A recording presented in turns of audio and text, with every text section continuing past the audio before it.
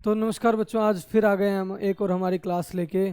जो हमारी सीरीज चल रही थी कंप्लीट साइंस की। अभी हमने रिसेंटली कुछ क्लासेस में मोशन चैप्टर को कंप्लीट किया है। अब हम उससे नेक्स्ट चैप्टर जो हमारा फिजिक्स का है, नाइन्थ क्लास का, जिसका नाम है force and laws of motion. आज हम वो चैप्टर कंटिन्यू करेंगे आगे, एक दो क्लास में और ये चैप्टर कंप्लीट हो जाएगा। तो सबसे पहले हमें force and laws of motion पढ़ने के लिए हमें ये जानना होगा कि फोर्स है क्या चीज़, फोर्स लगती कैसे है, फोर्स लगने की वजह से होता क्या है। तो ये चीज़ें सारी जानने के लिए हम स्टार्ट कर रहे हैं पहले हमारा chapter force and laws of motion. इसका बेसिक समझते हैं क्या है। देखो, फोर्स एक वेक्टर क्वांटिटी है। फोर्स क्या है? एक वेक्टर क्वांटिटी। जब भी किसी भी ऑब्जेक्ट की, जब भी कोई भी ऑब्जेक्ट मोशन एग्जिबिट करता है या कहीं मोशन करता है, रुकता है, टर्न करता है, चलता है, यानी बेसिकली अगर बोलें अपनी एक पोजीशन या अपनी एक स्टेट से दूसरी स्टेट में जा रहा है, तो उसके ऊपर कोई ना कोई एक एक्सटर्नल कोई एक फैक्टर काम कर रहा है जिसका नाम क्या है? फोर्स। अब वो किस किस केस में हो सकता है? देखो, सबसे पहले फोर्स, इसको अगर डेफिनेशन की फॉर्म में देखें तो हम बेसिकली ये बोलते हैं पुश और पुल। पुश और पुल वही क्या है? हमारी फोर्स है। यानी या तो हम किसी चीज़ को पुश कर दें या पुल कर दें, या मैं कह सकता हूँ इसको पुश और पुल नाम दे ही क्यों रहे हैं, दोनों चीज़ तो सेम है। कैसे सेम है वो खैर उसमें कंटिन्यू करेंगे। बाकी वेक्टर क्वांटिटी है इसलिए पुश और पुल दोनों चीज़ें सेम होंगी। ठीक है, हमने फोर्स समझ लिया कि क्या है, पुश और पुल है। पुश और पुल होने से किसी के ऊपर इम्पैक्ट क्या आ रहा है? इम्पैक्ट क्या आएगा? या तो वो बॉडी अगर रेस्ट में होगी तो वो किस में आ जाएगी? मोशन में। अगर मोशन में है तो वो किस में आ जाएगी? रेस्ट में। या रेस्ट में आके वो वापस भी चलने लग जाएगी। लेट्स कंसिडर ये पेन ये ऐसे चलता हुआ आ रहा था, ठीक है, तो इसके ऊपर इस साइड से फोर्स लगने लग गई इस अपोजिट में, तो यहाँ तक रुक जाएगा और फिर ये वापस बैक साइड अपने चलने लग जाएगा। यानी फोर्स हमें क्या बता रही है कि फोर्स की वजह से हमारी स्टेट ऑफ मोशन में क्या इम्पैक्ट आ रहा है। या तो कोई बॉडी रेस्ट में है तो वो मोशन में आ जाएगी, मोशन में है तो वो रेस्ट में आ जाएगी। अगर सीधी चल रही है तो वो टर्न भी कर सकती है, सीधी चल रही है तो वो टर्न भी कर सकती है, और आगे जा रही थी तो वो पीछे भी आ सकती है। बहुत सारी चीज़ें। ठीक है सर, ये तो आपने बता दिया स्टेट ऑफ चेंज। क्या फोर्स किसी चीज़ की शेप चेंज कर सकती है? यस डेफिनेटली, फोर्स किसी भी चीज़ की शेप भी चेंज कर सकती है। वो कैसे करेगी? मेरे पास कोई एक बॉक्स था, मेरे पास कोई एक बॉक्स था, अभी कोई चीज़ है नहीं, अदरवाइज यूँ मान लो कि इसको तो टर्न नहीं कर सकते। ये वॉच है, वॉच का ये है, ये इसकी शेप अभी लीनियर है, मैंने इसको फोर्स लगाई और इसको क्या कर लिया? कवर कर लिया। तो ये बेसिकली क्या हुआ? इसकी शेप चेंज हो गई। यानी फोर्स लगेगी तो बॉडी या तो स्टेट ऑफ मोशन चेंज करेगी। स्टेट ऑफ मोशन कैसे? रेस्ट से मोशन, मोशन से रेस्ट, या टर्न कर जाए, उसको भी हम क्या बोल सकते हैं कि एक स्टेट से दूसरी स्टेट में चेंज हो गई है, या फिर शेप चेंज करेगी। हमने ये चीज़ें समझ ली है। फोर्स क्या है? हमारी पुश और पुल है, और इसकी वजह से क्या क्या हो सकता है? मोशन में कोई चीज़ है वो रेस्ट में आ सकती है, रेस्ट में कोई चीज़ है वो मोशन में आ सकती है, बेसिकली वाइस वर्सा बोल सकते हैं। ठीक है, मोशन और रेस्ट रिलेटिव टर्म्स है, ये हमने पढ़ लिया है। अब नेक्स्ट हम चलते हैं आगे। क्या कर सकती है ये? कोई भी चीज़ सीधी जा रही थी उसको राइट साइड टर्न कर सकती है, यहाँ फोर्स लग जाए तो हम ये कह सकते हैं कि फोर्स किसी भी चीज़ की डायरेक्शन भी चेंज कर सकती है, किसी चीज़ की स्टेट चेंज कर सकती है। तीसरा फैक्टर आ जाता है शेप, शेप चेंज कर सकती है। फोर्स किसी भी चीज़ की शेप चेंज कर सकती है। देखो, हमारे सामने ये एक इमेज है, एक स्प्रिंग है जिसको हमने दोनों साइड स्ट्रेच कर दिया, दोनों साइड क्या किया? स्ट्रेच कर दिया। स्ट्रेच करने पे क्या हो गया? शेप चेंज हो गई है उसकी। क्या हो गई है? शेप चेंज, वो स्प्रिंग एक्सपेंड हो गया है। अभी ये शेप थी इसकी, अभी स्प्रिंग की शेप ये थी, अब स्प्रिंग की शेप ये हो चुकी है, ये एक्सटेंड हो चुका है। तो इसका मतलब हम ये कह सकते हैं फोर्स किसी भी चीज़ की शेप चेंज कर सकती है। पोजीशन और स्टेट तो हमने समझ ही लिया था। अब देखो, ये बॉल है मेरे पास, ये बॉल पहले बिल्कुल प्रॉपर एक राउंड शेप में है, तो जैसे ही दोनों साइड से फोर्स लगा तो बॉल की शेप क्या हो गई? चेंज हो गई। यानी फोर्स हमारी state, position, state, shape, position भी बोल सकते हैं, और डायरेक्शन, सारी चीज़ें चेंज कर सकती है। नेक्स्ट चलते हैं, बैलेंस्ड एंड अनबैलेंस्ड फोर्स। अभी ये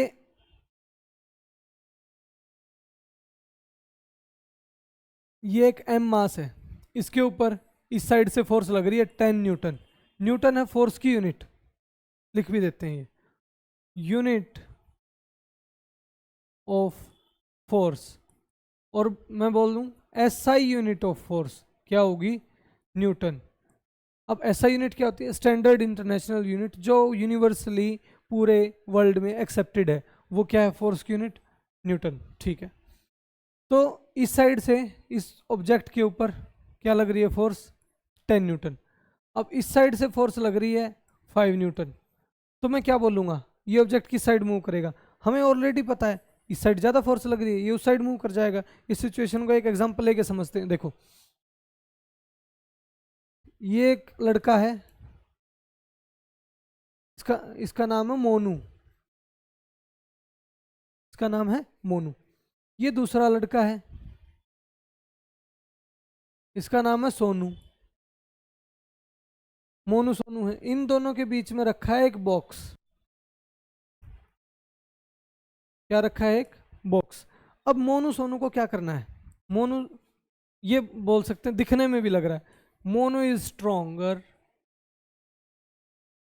Monu is stronger then Sonu, Monu is stronger then Sonu. तो इसका मतलब मोनू क्या करेगा, ज्यादा फोर्स लगाएगा इस साइड, मोनू की फोर्स क्या होगी, इस साइड ज्यादा होगी। सोनू कितनी फोर्स लगाएगा, कम लगाएगा, बट सोनू इस साइड फोर्स लगाएगा। दोनों ने फोर्स लगाई, सोनू ने भी और मोनू ने भी, ओ सॉरी, मोनू ने और सोनू ने, दोनों ने फोर्स लगाई। मोनू की फोर्स ज्यादा है तो क्या होगा, मोनू उस साइड इस डब्बे को पुश करके ले जाएगा। ये हमें समझ में आ गया, जिसमें फोर्स ज्यादा, जिसमें पावर ज्यादा बोलेंगे, जिसमें जोर ज्यादा बोले बेसिकली, वो दूसरी साइड ले जाएगा। ये चीज हमें समझ में आ गई। अब इसको वेक्टर और सारी चीजों से रिलेट करके पढ़ते हैं। सबसे पहले वेक्टर एडिशन पढ़ते हैं, फिर हमें बैलेंस्ड और अनबैलेंस्ड दोबारा से मैं उस टॉपिक पे आऊंगा, समझ में आ जाएगा। वेक्टर एडिशन, ये एक वेक्टर है 10 यूनिट, इसके सामने ये एक और वेक्टर है 5 यूनिट।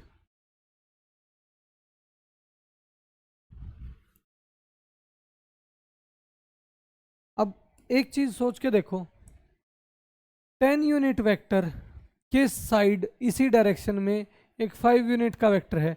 अगर सेम डायरेक्शन है तो दोनों वेक्टर ऐड हो जाएंगे और इनका एक सिंगल वेक्टर में बोल दूंगा, जो कि क्या होगा, 15 यूनिट। ये वेक्टर सम था। ठीक है, वेक्टर एडिशन ऑफ फोर्स, वो न्यूटन लगाएंगे, उससे हमारा कवर भी हो जाएगा। एक बार के लिए इतना समझ लो। अब एक फोर्स या एक वेक्टर इस साइड लग रहा है, एक वेक्टर इस साइड लग रहा है 5 न्यूटन का, और एक इस साइड लग रहा है, यूं मान लो इसी के अपोजिट डायरेक्शन में, कितना, 2 न्यूटन। तो मैं ये समझ पा रहा हूं कि इस साइड वाला फैक्टर ज़्यादा है और उस साइड वाला कम है। तो इतना तो समझ में आ गया कि जो भी चीज़ है वो उस साइड मूव करेगी, बट कितने फोर्स से मूव करेगी। तो इसको क्या करेंगे, 5 न्यूटन प्लस, जब भी वेक्टर की डायरेक्शन उल्टी हो जाए तब हम उसको क्या करेंगे, हम उसी सेम वेक्टर को माइनस करके दूसरी डायरेक्शन में ही ले लेंगे। लाइक इसी वेक्टर को मैं क्या करूँगा, सब्ट्रैक्ट कर, इसका साइन चेंज कर दूंगा और मैं इसको सेम डायरेक्शन में ले लूंगा। अब हमें याद आ रहा है हमने दोनों वेक्टर को ऐसे प्लस लगा के बीच में ऐड किया था, याद आ रहा है, वही सेम चीज करेंगे।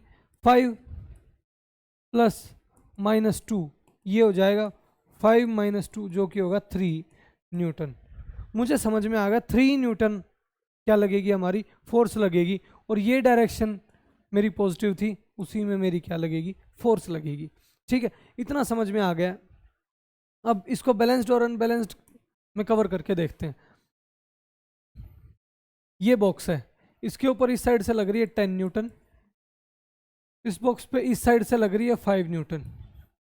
तो मैंने सेम वही काम किया, इस फोर्स का साइन चेंज किया दूसरी साइड और इसको माइनस कर दिया, मतलब इसकी डायरेक्शन चेंज की और मैंने इसको नेगेटिव कर दिया। ठीक है, क्योंकि ये डिस्प्लेसमेंट है, ये एक वेक्टर क्वांटिटी है, क्योंकि इसके पास एक मैग्नीट्यूड भी है और एक क्या है, डायरेक्शन भी है। तो मैंने इसको लिख लिया। अब हमारा सेम वही काम, इस वेक्टर को इस वेक्टर में जोड़ देंगे, दोनों की डायरेक्शन सेम है। तो मैंने क्या किया, 10 न्यूटन प्लस ये कितना था -5 न्यूटन लिख दिया, 10 प्लस -5 ये हो गया 10 - 5 इज इक्वल टू 5 न्यूटन। और ये 5 न्यूटन किस डायरेक्शन में है, उस डायरेक्शन में, बिकॉज ये हमारी लार्जर क्वांटिटी थी, या बेसिकली बोल सकते हैं हमें ऑब्जर्व भी कर सकते हैं।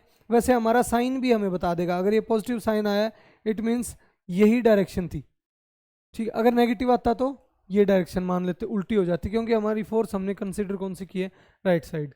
अब हमें ये चीज़ समझ में आ गई है कि वेक्टर सम कैसे काम करता है, और ये तो इतना समझ में आ गया कि 5 न्यूटन है और ये ऑब्जेक्ट इस साइड फोर्स लगेगी 5 न्यूटन और ये ऑब्जेक्ट मूव कर जाएगा। अब देखो सेम यही मास, यही ऑब्जेक्ट है एम मास का, इसके ऊपर लग रही है फोर्स इस साइड से 10 न्यूटन, इस साइड से भी फोर्स लग गई इसके ऊपर 10 न्यूटन, दोनों साइड से इक्वल फोर्स लगा दी हमने। अब देखो इस वेक्टर को थोड़ा सा लंबा कर लेते हैं सो दैट हमारा वेक्टर या अनइक्वल ना लगे हमें। देखो 10 न्यूटन, हाँ 10 न्यूटन है हमारा, उस साइड से भी 10 न्यूटन लग रही है, तो मैंने इस वेक्टर की भी डायरेक्शन चेंज की उस साइड और इसको नेगेटिव कर दिया, साइन चेंज कर दिया इसका, 10 न्यूटन। अब नेट फोर्स बताएगी हमें कि किस साइड कोई बॉडी मूव करेगी। नेट फोर्स बोले या एफ नेट बोले, एफ नेट ये क्या होगी, सारे जितने भी हमारे वेक्टर्स हैं उनका एल्जेब्रिक सम 10 न्यूटन प्लस ये -10 न्यूटन, सबका एडिशन करेंगे 10 न्यूटन, ओ ये रब कर देता हूँ मैं, एक बार सॉल्व करते हैं इसको इजीली, -10 ये हो गया 0 newton. It means there is no impact of any type of force, ना इसका कोई इम्पैक्ट है ना इसका कोई इम्पैक्ट है। तो मैं बोल सकता हूँ ये एम मास किस में रहेगा, रेस्ट में रहेगा, और बेसिकली ये क्या है, एक बैलेंस्ड फोर्स है। बैलेंस्ड तराजू नहीं देखा हम लोगों ने कि इस साइड भी हम 5 किलो रख देते इस साइड भी, तो कुछ देर तक तो वो इम्बैलेंस होता है, फिर सेम वेट आने के बाद वैसे एक जगह पे रुक जाता है। तो सेम वही बात होगी यहाँ पे, हमें ये समझ में आ गया कि बैलेंस्ड और इम्बैलेंस्ड फोर्स कौन सी होती है। ये इम्बैलेंस्ड फोर्स थी जिसकी वजह से एक कोई भी फोर्स ज़्यादा होगी और दूसरी कम होगी, उसकी वजह से वो ऑब्जेक्ट एक डायरेक्शन में क्या कर जाएगा, मूव कर जाएगा, ठीक है। नेक्स्ट चलते हैं हम, फर्स्ट लॉ ऑफ मोशन। अभी लॉज ऑफ मोशन हमारे पास 3 हैं, न्यूटन ने 3 लॉज दिए थे, तीन लॉज दिए थे। फर्स्ट लॉ ऑफ मोशन आज हम करने जा रहे हैं जिसका नाम क्या है, law of inertia. First law of motion हमें ये बताता है if a body is in motion it is always in motion until unless there is no external force applied on it. यानी बेसिकली जैसे मैं ये कह सकता हूं, मैं बेसिकली ये कह सकता हूं कि कोई भी ऑब्जेक्ट मोशन में रहेगा, एक सेकेंड,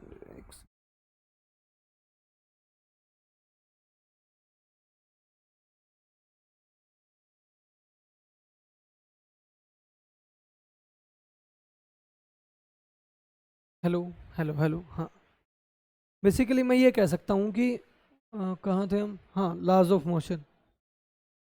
जैसे ये पेन है, ये इस हाथ के ऊपर रखा है, जब तक कोई एक्सटर्नल फोर्स नहीं लगेगी ये मोशन नहीं करेगा, और ये बात सच है।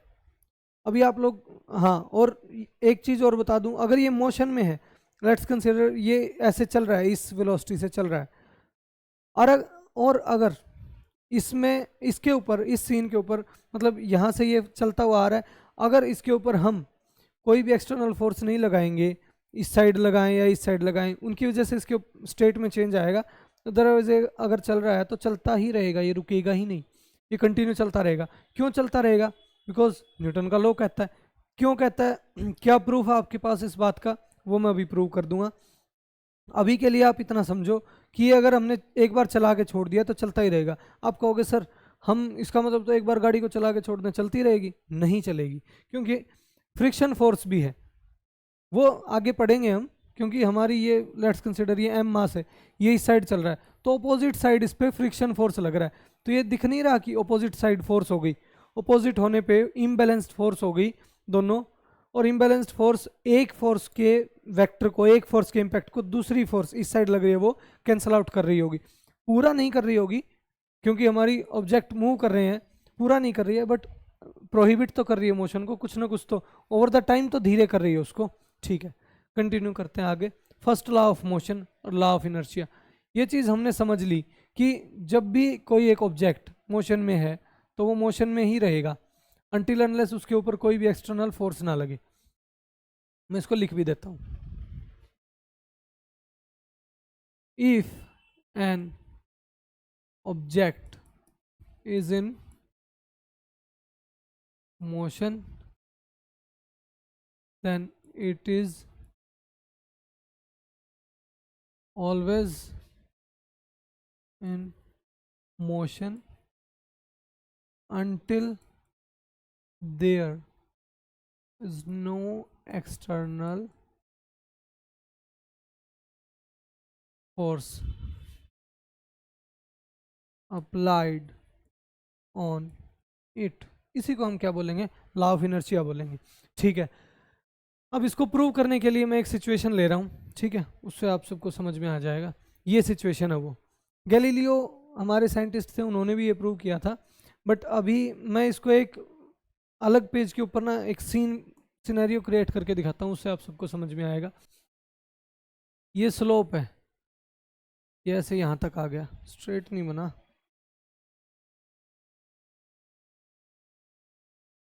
स्ट्रेट, हाँ। यहाँ एक बॉल है, यहाँ पे क्या है, एक बॉल है, ये इस साइड ग्लाइड करने लग गई है। क्यों? क्योंकि इसके ऊपर ग्रेविटेशनल फोर्स लग रही है। फोर्स के कंपोनेंट और फोर्स को डिटेल में हम बाद में करेंगे, किस एंगल पे वो कैसे ब्रेक होती है। अभी ड्यू टू ग्रेविटेशनल फोर्स ये नीचे चलने लग गई, क्योंकि इसके पास क्या थी, यहाँ पे इस पॉइंट पे पोटेंशियल एनर्जी थी। क्या थी? Potential energy. क्यों? ये कोई भी एक एच हाइट के ऊपर है, एच हाइट है जिसके ऊपर ये ऑब्जेक्ट प्लेस्ड है, जिसकी वजह से इसके पास एक पोटेंशियल एनर्जी है और ये यहाँ से चलना स्टार्ट करती है। ये चल पड़ी है, यहाँ से चलती हुई आएगी, चलती हुई आएगी, सारी की सारी पोटेंशियल एनर्जी, सारी की सारी पोटेंशियल एनर्जी इस पॉइंट पे, ये हाइट हो चुकी है यहाँ पे 0, तो पोटेंशियल एनर्जी यहाँ पे क्या हो चुकी है? 0। तो सारी एनर्जी किस में कन्वर्ट होगी है? इसकी काइनेटिक एनर्जी में। अब ये काइनेटिक एनर्जी में कैसे कन्वर्ट हुई है, पोटेंशियल एनर्जी क्या है, ये सारी चीज़ें तो मैं वर्क चैप्टर में पढ़ाऊंगा, बट अभी के लिए आप इतना कंसिडर कर सकते हो, मैं फॉर्मूला लिख देता हूँ इनके, शायद थोड़ा आपको समझ में आए।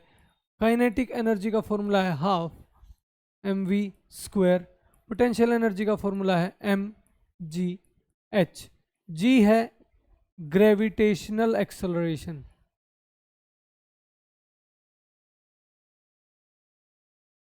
हमने ये चीज़ पढ़ी थी कि जब भी किसी चीज़ पे एक्सेलरेशन लगेगी, हमने मोशन चैप्टर में पढ़ी थी, तो उसकी ओवर द टाइम क्या होगा, rate of change of velocity बढ़ता जाएगा। यानी यहाँ से जिस स्पीड में चलना स्टार्ट किया था इसने, ये उससे ज़्यादा बढ़ती जाएगी, और यहाँ पर इसकी वेलोसिटी क्या होगी, यहाँ पर वेलोसिटी क्या होगी इसकी, मैक्स। वो वेलोसिटी मैक्सिमम कैसे होगी ये देख लेते हैं।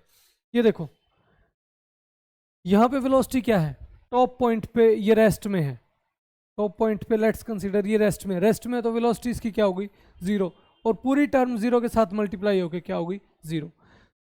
बट इसी पॉइंट के ऊपर पोटेंशियल एनर्जी क्या होगी, मास, इस बॉल का जो भी m मास है, मास फिक्स है, ठीक है।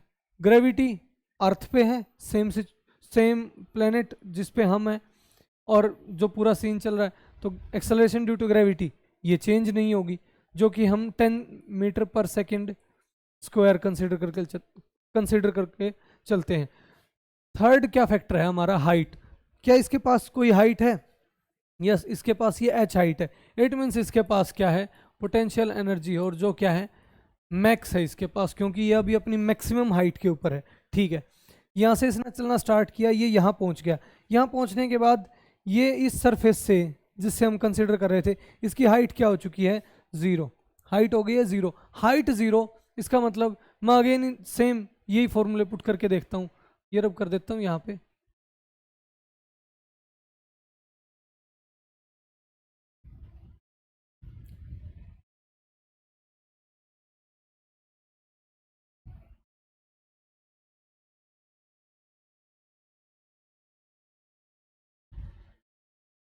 अभी कर देता हूँ मैं, हाफ mv² mgh। तो हाइट यहाँ पे आके क्या हो गई, जीरो। हाइट क्या हो गई मेरी, जीरो। तो पोटेंशियल एनर्जी मेरी जीरो हो जाएगी। बट यहाँ पे वेलोसिटी क्या हो गई है, सबसे ज़्यादा, क्योंकि यहाँ तक एक्सेलरेशन ड्यू टू ग्रेविटी इस पे कंटिन्यू लगती हुई आ रही थी, उसको खींच रही थी नीचे तक। यहाँ पर आके इसकी वेलोसिटी क्या हो गई, मैक्सिमम वेलोसिटी होगी, जिसकी वजह से ये काइनेटिक एनर्जी क्या हो जाएगी, मैक्स हो जाएगी।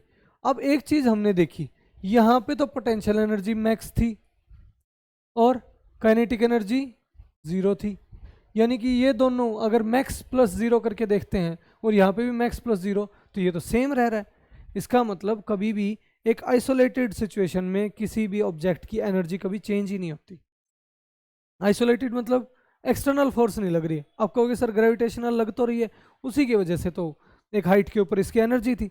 बट अगर उनके अलावा हम एक्सटर्नल फोर्स ना देखें तो इसके ऊपर कोई फोर्स नहीं लग रही है, और उसकी वजह से ये क्या है, एक आइसोलेटेड सिचुएशन में, मतलब आइसोलेटेड सीन है ये पूरा, जिसमें क्या होगा कि एक पॉइंट पे जो काइनेटिक और पोटेंशियल का सम होगा, दूसरे पॉइंट पे भी काइनेटिक और पोटेंशियल का वही सम रहेगा।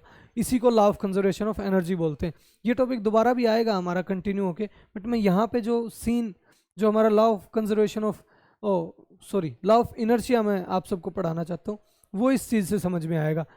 इस सेम सिचुएशन में अब एक चीज़ बताओ, यहाँ पे इसकी वेलोसिटी क्या होगी, मैक्सिमम वेलोसिटी हो जाएगी, क्योंकि काइनेटिक एनर्जी मैक्सिमम है। मैक्सिमम वेलोसिटी है तो इसके बाद तो ये इस वेलोसिटी से चलता ही रहेगा, अगर मैं फ्रिक्शनलेस सिचुएशन मान लेता हूँ। और साइंस में मोस्ट ऑफ टाइम जब भी इक्वेशन ऑफ मोशन सॉल्व की जाएगी अभी इस लेवल के ऊपर, तो हम सारी जो भी हमारी सरफेसेस हैं उनको फ्रिक्शनलेस मानेंगे। बट अभी के लिए हम यूँ मान लेते हैं कि यहाँ पे कोई सरफेस, चलो हाँ फ्रिक्शनलेस सरफेस है, बिकॉज अपोजिट में फोर्स लगेगी तो इसको स्लो डाउन कर देगा। सेम सिचुएशन अगेन, एक सेकेंड,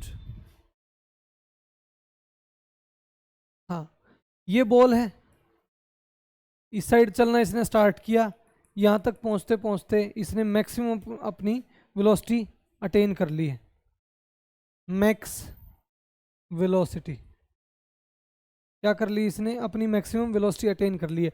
यानी अब ये सीधा अगर चलता जाएगा तो ये अपनी मैक्सिमम वेलोसिटी से चलता जाएगा। मैंने क्या किया, इस सरफेस को ऐसे वापस से ऊपर की साइड उठा दिया, इस सरफेस को क्या किया, वापस से ऊपर की साइड उठा दिया, तो ये ऐसे चलती रहेगी, स्लो होती रहेगी, क्योंकि हाइट बढ़ रही है। यहाँ पे काइनेटिक एनर्जी मैक्स थी, यहाँ पे क्या थी, काइनेटिक एनर्जी मैक्स। यहाँ चलती जाएगी सेम हाइट के ऊपर आके, because kinetic energy, potential energy का फॉर्मूला था हमारा अरे हट जाओ भाई, mgh। पोटेंशियल एनर्जी का फॉर्मूला था हमारा mgh। सेम हाइट पे जाएगी तो वापस से सेम एनर्जी मिल जाएगी इसको, सेम हाइट पे जाके वापस से same energy, because mass change नहीं हुआ है, प्लेनेट वही है, और हाइट अगर सेम अचीव कर लेगी तो टोटल पोटेंशियल एनर्जी यहाँ अचीव हो जाएगी, मैक्स जो हमारी थी। तो इसका मतलब सर फिर तो अगर यहाँ पे ये मैक्सिमम हो गई है तो दूसरी एनर्जी को तो ज़ीरो होना पड़ेगा, क्योंकि अगर वो ज़ीरो नहीं हुई तो ये तो law of conservation of energy को वायलेट कर देगा। नहीं, ये वायलेट नहीं करेगा। यहाँ पे काइनेटिक एनर्जी अगेन क्या हो जाएगी, ज़ीरो, क्योंकि इसने अपनी सेम हाइट अचीव कर ली है, इसने अपनी हाइट को अगेन सेम अचीव कर लिया है। मैं अब इस सीन को थोड़ा सा छोटा कर रहा हूँ।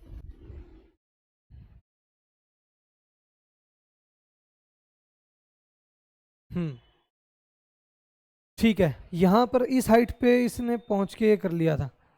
अब लेट्स कंसीडर ये इस हाइट, ये मैंने थोड़ा सा स्लोप आगे बढ़ा दिया, तो ये फिर चलती जाएगी, ये फिर सेम हाइट के ऊपर आके अपने स्टॉप हो जाएगी और अपनी मोशन को मतलब रेस्ट में ले आएगी। फिर मैंने क्या किया, मैंने स्लोप को और आगे बढ़ा दिया ऐसे। हाँ, अब ये और ज़्यादा डिस्टेंस कवर करेगी, कब तक करेगी, जब तक ये अपनी सेम हाइट पे ना पहुंच जाए। यानी कि इसको अपनी हाइट अचीव करनी है, अगर इसको अपनी हाइट नहीं मिली तो ये रेस्ट में नहीं आएगी। अच्छा सर, इसका मतलब तो अगर मैंने ये सीधी लाइन खींच दी तो ये बॉडी तो फिर जब तक इसको अपनी हाइट नहीं मिलेगी, क्योंकि ये तो फ्लैट सरफेस है, जब तक इसको हाइट चाहिए इसको ऊपर उठना पड़ेगा, ऊपर ये उठ नहीं रहा है स्लोप, इसका मतलब तो ये ऑब्जेक्ट मोशन में ही रहेगा। और वो किसकी वजह से रहेगा? Law of conservation of energy की वजह से रहेगा। हाँ, ये करेक्ट बात है बिल्कुल। ये बॉल इस साइड इस डायरेक्शन में कंटिन्यू मोशन में चलती रहेगी, and which is proof of law of conservation of energy, और ये भी कह सकते हैं लॉ ऑफ इनर्शिया। अब वापस से हम हमारी इस स्टेट के ऊपर आते हैं। ये देखो यहाँ पे हमें क्लियरली विजिबल है, यहाँ से ये बॉल ड्रॉप हुई यहाँ तक आ गई। तो फर्स्ट केस में मैंने देखा कि ये जो ब्लैक वाली लाइन है यहाँ तक, ये जब तक इस हाइट पे अगेन ये बॉल रीच नहीं कर जाएगी ये चलती रहेगी, ठीक है।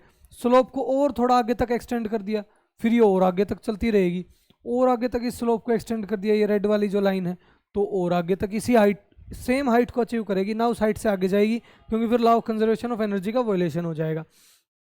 तो इसका मतलब अगर हमने उस सरफेस को फ्लैट कर दिया है तो ये बॉल चलती ही रहेगी continue, never ever ending loop तक ये चलती रहेगी। और यहीं पे हमारा प्रूव हो गया कि law of first law of motion, या बोल सकते हैं लॉ ऑफ इनर्शिया। इसी सीन को यहाँ पे वेक्टर फॉर्म में डिनोट कर रखा है। तो बेसिकली हमारा ये टॉपिक कंप्लीट हो गया है फर्स्ट लॉ ऑफ मोशन तक। हमारी क्लास कैसी लगी ज़रूर बताएं कमेंट करके। चैनल को लाइक करें, सब्सक्राइब करें, और वीडियो को लाइक करें, चैनल को सब्सक्राइब करें, और अपना प्यार हमारे साथ ऐसे ही बनाए रखें। आपको हर एक सब्जेक्ट की क्लासेस इस चैनल के ऊपर मिलेंगी। अभी ये सिलेबस रिलेटेड चैप्टर्स चल रहे हैं। मैं चाहता हूँ कि बच्चे जनरली ना भागते हैं, चाहे वो गवर्नमेंट जॉब प्रिपरेशन वाले हो या कोई भी हो, वो डायरेक्ट यूँ भागते हैं कि मैं 1-2 मैराथन देख लूँ और मेरा काम चल जाए। काम चलाना और एक सिलेक्शन लेना, इन दोनों चीज़ों में बहुत डिफरेंस है। हमें सिलेक्शन लेना है, काम नहीं चलाना। सिलेक्शन लेने के लिए हमें ये कंप्लीट कंसेप्ट्स को करना पड़ेगा। ऐसा नहीं कह रहा कि पेपर सिर पे है और आप पहले सारे कंसेप्ट करो, नहीं, उस टाइम का सीन अलग है। बट अगर हमारे पास टाइम है, जैसे अभी टाइम है हमारे पास, हमें लेट्स कंसिडर एसएससी का पेपर टारगेट कर रहे हैं, एचएसएससी का कर रहे हैं, तो अभी हमारे पास टाइम है। तो 9th और 10th यही हमारी बेसिक क्लासेस हैं, जिनके अंदर से मोस्ट ऑफ कॉम्पिटिटिव एग्जाम्स के अंदर क्वेश्चंस आते हैं। अगर हम यहाँ से सारे कर लेते हैं तो हमारा सारा का सारा सिलेबस कवर हो जाएगा, और हमें कभी साइंस के लिए दोबारा, मैं ये मानता हूँ कि नोटबुक या बुक नहीं उठानी पड़ेगी। और जो एक अच्छी खासी वेटेज लेके आता है ये एग्ज़ाम, कई बार गवर्नमेंट एग्ज़ाम्स में साइंस को कम कर देती, कई बार ज़्यादा कर देती, बट ये सिलेक्शन के लिए बहुत ज़्यादा रिस्पॉन्सिबल। जो हम बोलते हैं ना कि 2 नंबर से रह गया, 3 नंबर से रह गया, अगर वहाँ पे आपको कंसेप्ट्स पता है, आपको ये चीज़ें अच्छे से आती हैं, तो ये आपके लिए टाइम सेविंग भी होंगी, और आपके कंसेप्ट्स भी क्लियर होंगे, और आप अच्छे से आंसर कर पाओगे, और वहीं पे आप लीड में आ जाओगे अपने, मतलब जो कंपटीशन आपका, उससे वहीं पे आप आगे निकल जाओगे। तो ठीक है, ये हमने कंसेप्ट कर लिया। ये कंप्लीट चैप्टर करेंगे हम, ये पूरी सीरीज चल रही है। मोशन चैप्टर हो चुका है, तीनों क्लासेस वहाँ पे डल चुकी हैं। इससे आगे हमारा force and laws of motion आ गया, इसको हम कंप्लीट करेंगे। ऐसे ही सेम हमारी सारी क्लासेस चलती रहेंगी, और भी सारे सब्जेक्ट्स के आ जाएंगे। Thanks a lot, thank you very much. ऐसे ही हमारे साथ आपका प्यार बनाए रखें। Thank you.